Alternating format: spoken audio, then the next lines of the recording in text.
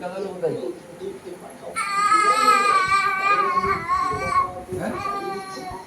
দেখ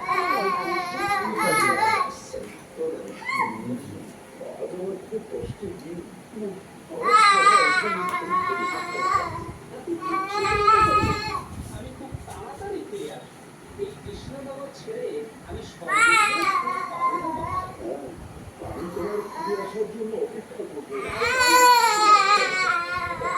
জিনিস নেই আমার গিন্নির হাতের বানানো তালের বড়া।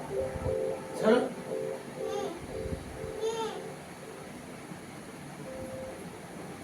ছাড়ো।